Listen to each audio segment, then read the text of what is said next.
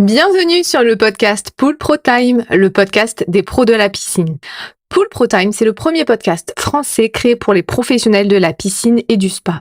Avant de démarrer la journée, devant un café ou tout simplement en route pour le chantier, prenez le temps d'écouter les conseils, les actualités et les parcours inspirants de ceux qui font et ont fait l'univers de la piscine.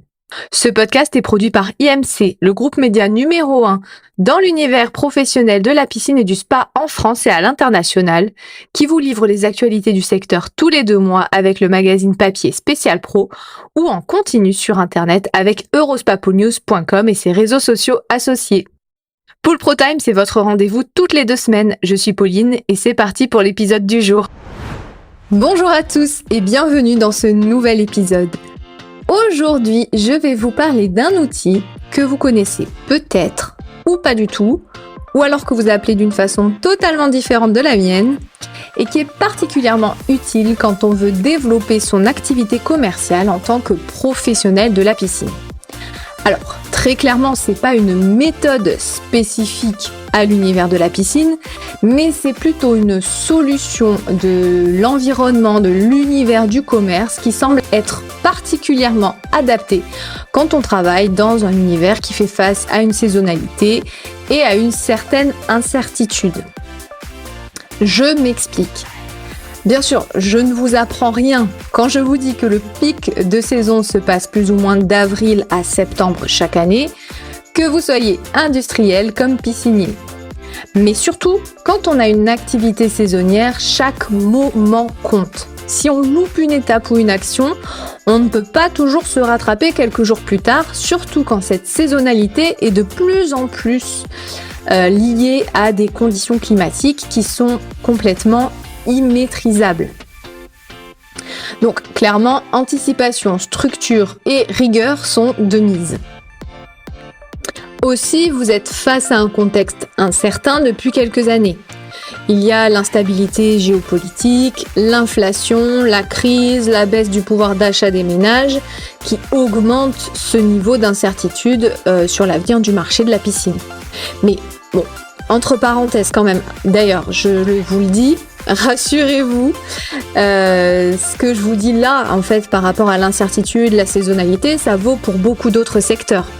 Mais ça nous pousse, en fait, toujours à plus de méthodes dans nos actions commerciales, surtout si on veut, encore une fois, mettre toutes les chances de notre côté pour développer l'activité, et ça de façon sereine.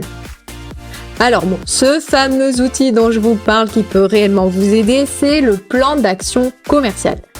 Créer un plan d'action commercial, c'est un exercice que j'affectionne particulièrement parce qu'il est d'une réelle utilité, mais aussi qui vous garantit des résultats. Je vais vous expliquer pourquoi dans cet épisode. Alors pour commencer, le plan d'action commercial, qu'est-ce que c'est ? C'est le plan d'action commercial qu'on appelle aussi le PAC. Alors là, je ne parle pas de pompe à chaleur, donc effectivement, c'est un acronyme différent de celui que vous connaissez habituellement. Le plan d'action commercial, c'est un indispensable pour le bon déroulement de l'activité de votre entreprise pour l'année. Et que ce soit sur la partie construction, rénovation, boutique ou sur tout autre service que vous pourriez proposer. Rassurez-vous, on ne parle pas d'un document énorme et imbuvable, mais plutôt d'un outil qui serait pratique et actionnable, qui pourrait être vraiment bénéfique sur plusieurs pans de l'entreprise, pas forcément que sur le commerce. De manière pratique, qu'est-ce que c'est et qu'est-ce que ça comprend ? Le plan d'action commerciale, c'est un document écrit qui détaille les actions commerciales qui doivent être menées dans le courant de l'année pour répondre aux ambitions de l'entreprise. Pour le mettre en œuvre, on part d'abord de la vision stratégique de l'entreprise et des temps forts de l'année, que ce soit pour votre structure mais aussi pour votre marché, pour décliner ensuite une liste d'actions à effectuer durant les mois à venir. Alors, on le prépare généralement en année calendaire et il suit l'activité de l'entreprise tout au long de l'exercice. Mais par contre, si vous n'en avez pas créé jusqu'à présent et que le sujet vous intéresse, pas besoin d'attendre le futur mois de décembre pour vous pencher sur le sujet. Bien sûr, vous pouvez faire un plan d'action commerciale, je sais pas, sur les 6 mois qui restent dans l'année, sur 9 mois. En tout cas, commencez, on va dire, à vous pencher sur l'exercice. C'est un document dans l'idéal qui se fait vraiment tous les ans et qui peut être mis à jour tous les trimestres, par exemple. L'idéal, c'est vraiment de le rédiger au même moment où vous faites le bilan de l'activité commerciale de l'année écoulée et que vous allez commencer à réfléchir au grand temps de l'année qui arrive et de ce que vous voulez changer par rapport aux résultats de l'année précédente.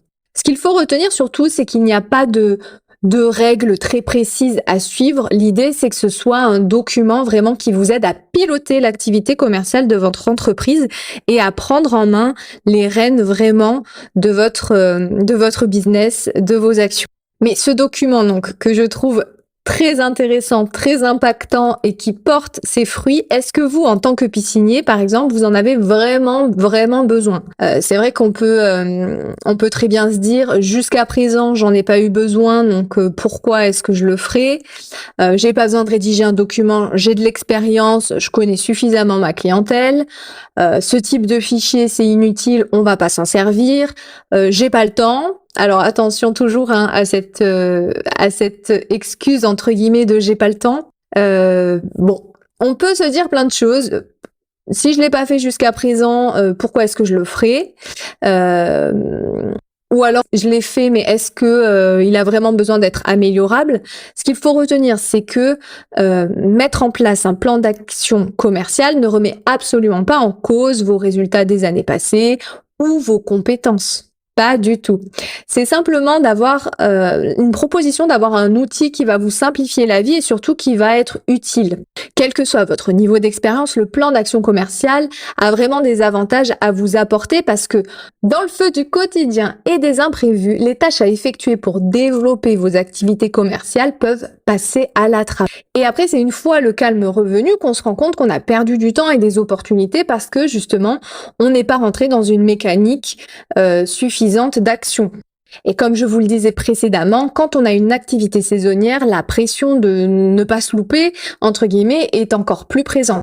Le plan d'action commercial permet vraiment de mettre noir sur blanc ce qu'on a tendance à laisser dans notre esprit ou qu'on a discuté justement en réunion et à ne pas se laisser envahir justement par la routine qu'on connaît. Le fait de vraiment rédiger, c'est hyper important parce que ça facilite l'anticipation du planning. Encore une fois, qui est primordial quand on a une activité saisonnière.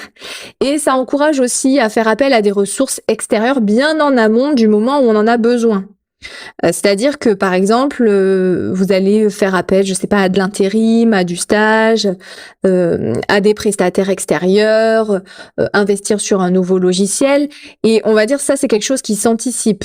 J'en ai besoin. Je vais en avoir besoin à un instant T.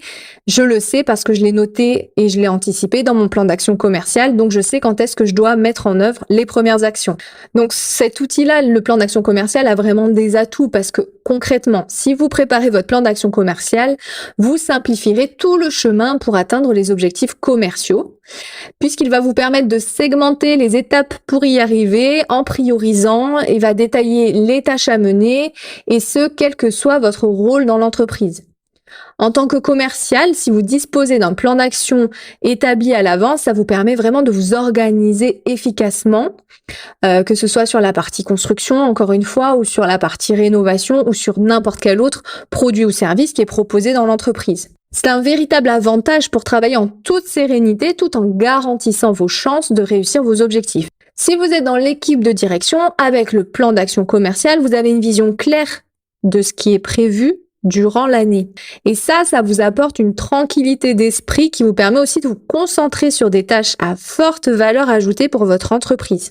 Et c'est aussi un super outil de management parce qu'en termes de management, le plan d'action commercial, c'est une opportunité. C'est un outil qui agit comme une véritable boussole stratégique et qui vous permet de maintenir un cap clair auprès de vos équipes, même dans les périodes les plus complexes et face, encore une fois, à des imprévus. Le plan d'action commercial a aussi une très très belle utilité pour la préparation d'autres actions dans votre entreprise, comme vos actions marketing, les salons, ou aussi pour tenter de nouvelles actions que vous n'auriez pas mises en œuvre sur les années précédentes. Et puis, il va vous permettre, au fur et à mesure des années, de comparer les résultats et de comparer aussi les actions qui ont été mises en œuvre et d'avoir l'esprit vraiment beaucoup plus clair pour prendre les bonnes décisions à venir. Donc, vous l'aurez compris, adopter la rédaction d'un plan d'action commercial s'avère toujours être une bonne idée pour votre rentabilité, même quand on est piscinier. Très concrètement, quelles sont les étapes pour réaliser son plan d'action commercial ? Alors, si vous voulez vous lancer dans la rédaction d'un plan d'action commercial ou si vous voulez prendre du recul sur celui que vous avez déjà réalisé, et d'ailleurs peut-être même que vous l'avez tout simplement pas appelé plan d'action commercial, moi je vous propose quelques étapes. C'est pareil, il n'y a pas de méthode, il n'y a pas de normes sur le plan d'action commercial, il n'y a pas d'obligation légale. Voilà, ce que je vous propose, moi, ce sont les étapes que je vous conseille. Premièrement, la prise de recul. Prenez du recul justement sur la période passée qui a été écoulée. Se poser la question des résultats commerciaux, analyser les chiffres, mais aussi les temps forts passés, victoires comme les échecs. Et par exemple, si vous avez observé un pic d'activité à une période étonnante, un problème d'organisation qui a ralenti un chantier, vous avez recruté un nouveau membre de votre équipe, tout ça, ça a un impact aussi sur toute l'activité commerciale. Et il faut le noter pour faire vraiment le bilan. Deuxième étape, vous fixez des objectifs. Vous pouvez vous lancer dans la définition de vos objectifs commerciaux pour pouvoir après, dans un second temps, définir justement les actions à mettre en place. Alors, un objectif clair, c'est un objectif qui est concret et qui va parler à tous. Vous pouvez suivre peut-être la méthodologie SMART que vous connaissez certainement. SMART comme spécifique, c'est-à-dire quelque chose qui va être précis et propre à votre entreprise, mesurable, notamment avec des données chiffrées, atteignable selon les ressources mises en place, réaliste en prenant en compte votre contexte et environnement, et temporel, défini dans le temps. Voilà, donc SMART, c'est le S, c'est spécifique, le M, mesurable, le A, atteignable, le R, réaliste, le T, temporel. L'idée, c'est de rédiger dans un premier temps l'objectif qui vous vient facilement en tête et de bien vous poser les questions, ok, est-ce que c'est vraiment spécifique à mon entreprise, ce que j'ai rédigé? Est-ce que c'est mesurable? Est-ce que j'ai suffisamment mis de chiffres? Par exemple, est-ce que je parle d'une augmentation de X% par rapport aux données de l'année précédente? Atteignable aussi par rapport aux ressources? Est-ce que l'année qui va arriver, on aura autant de ressources humaines, par exemple, que l'année précédente? Est-ce que c'est réaliste par rapport au marché, par rapport au contexte? Et est-ce que c'est défini dans le temps? Si cette méthode ne vous parle pas, prenez-en une autre. Encore une fois, l'idée, c'est pas de faire rentrer dans des cases très strictes et rigides. L'idée, c'est plutôt de mettre quelque chose de palpable derrière votre objectif et d'éviter des objectifs trop flous du type augmenter la vente de contrats d'entretien de piscine. Un objectif SMART, par exemple, ça serait plutôt augmenter de 20% la vente de contrats d'entretien de piscine, soit plus 30 nouveaux contrats durant l'année 2025, par exemple. Troisième étape, préparer ce que j'appelle les à côté. Avant de vous lancer dans la rédaction du plan d'action commerciale, préparez donc tous les à côté. Premièrement, la partie logicielle. Choisissez le bon outil pour rédiger le plan d'action commercial. Souvenez-vous que c'est un document qui est fait pour l'entreprise, qui sert les fonctions commerciales, la direction, mais aussi les fonctions annexes comme l'administration des ventes, la communication par exemple. Il doit être accessible à tous en termes d'informations notées, mais aussi de lisibilité. Donc pour ça, le fond compte, mais aussi la forme. Donc vous pouvez choisir la plateforme qui vous permettra de mettre vos idées de façon claire et lisible par rapport à toutes les actions que vous souhaitez mettre en œuvre. Donc vous avez le classique logiciel Word ou PowerPoint, mais il y a aussi des logiciels innovants et assez accessibles en termes de manipulation que vous pouvez utiliser comme Canva, C-A-N-V-A par exemple, qui est accessible en ligne avec une version gratuite et qui vous permet de faire des choses aussi visuelles très simplement avec des options un petit peu différentes peut-être de celles que vous connaissez à travers PowerPoint. Deuxième à côté, le temps. Et oui, pensez à planifier du temps pour rédiger ce document. Alors, il n'y a pas besoin de passer des jours et des jours sur votre plan d'action commerciale, mais c'est pas non plus un fichier à faire en 15 minutes entre deux rendez-vous clients, quoi. C'est un document stratégique, donc il est important que vous puissiez vous y consacrer avec concentration et avec du temps de qualité. D'ailleurs, peut-être que vous ne serez pas seul à rédiger le plan d'action commercial. Plusieurs personnes peuvent y participer et ajouter leur partie. Là aussi, si vous êtes plusieurs commerciaux, c'est quelque chose à faire ensemble et chaque commercial dans le plan d'action a son territoire. Et pour finir, rédigez un plan. Construisez au départ un plan avec tous les éléments que vous souhaitez intégrer. Donc, vous pouvez trouver plusieurs modèles sur Internet, mais n'oubliez pas, le plus important, c'est de créer vraiment un outil qui est propre à votre entreprise et qui va servir à votre fonctionnement à vous. Les templates tout faits, ça peut être bien, mais ça peut aussi ne pas vous correspondre. Alors, pensez à vous inspirer plutôt que de vouloir reproduire à l'identique. Ce qui est important, c'est de bien intégrer les principaux thèmes qui favorisent l'augmentation de votre chiffre d'affaires.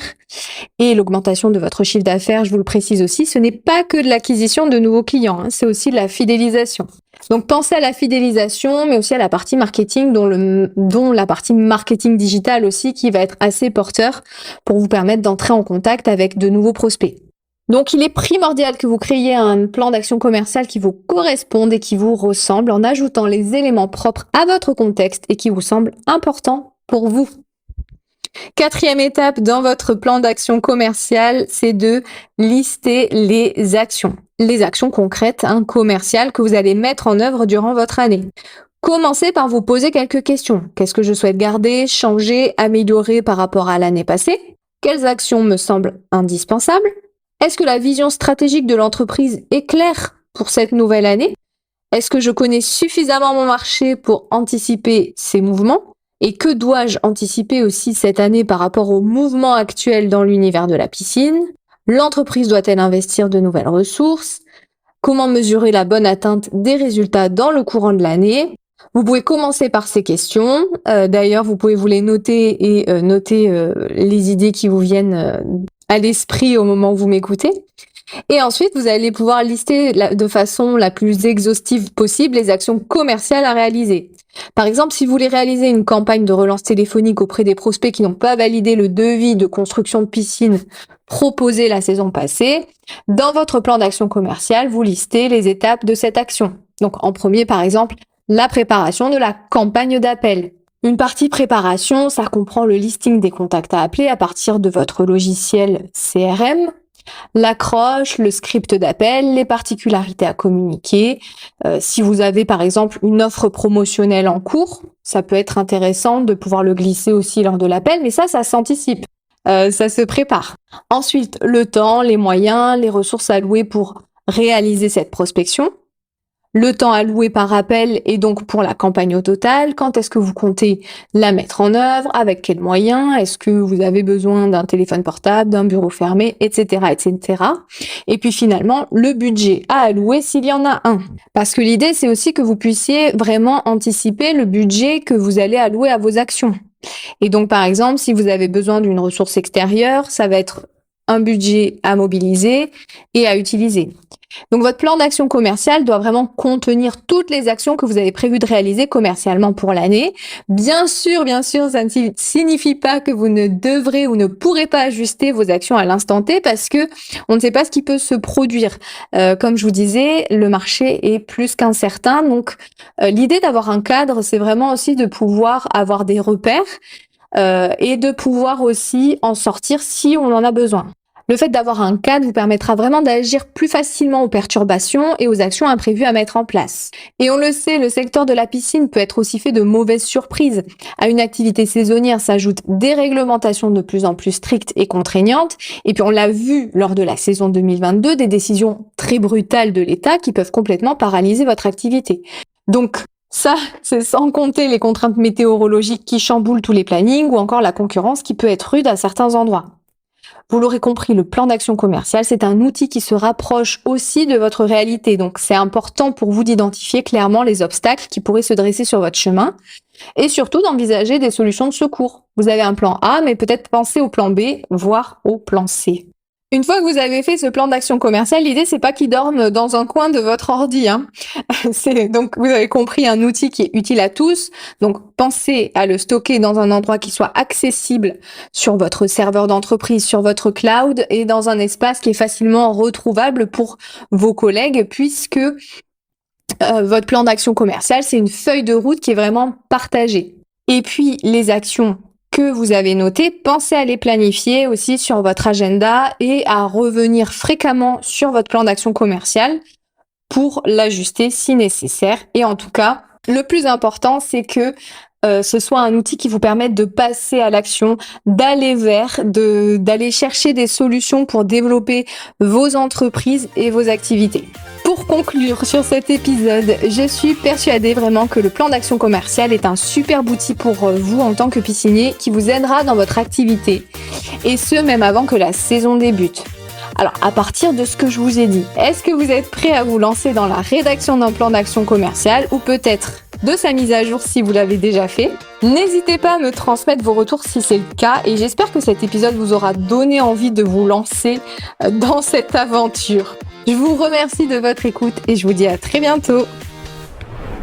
Si vous avez aimé cet épisode, je vous invite à le partager autour de vous, que ce soit auprès de vos collègues et partenaires ou encore sur vos réseaux sociaux. Pour ne manquer aucun épisode de Pool Pro Time, abonnez-vous dès maintenant sur la plateforme d'écoute de podcast que vous utilisez. Vous recevrez une notification dès qu'un épisode sortira. Je compte sur vous pour m'envoyer vos idées, vos envies, vos retours par rapport à cet épisode, mais aussi aux autres. Vous pouvez retrouver les actualités du secteur sur Facebook et LinkedIn, @EurospaPoolNews, mais aussi sur le site eurospapoolnews.com. Hâte de vous retrouver dans le futur épisode. À bientôt!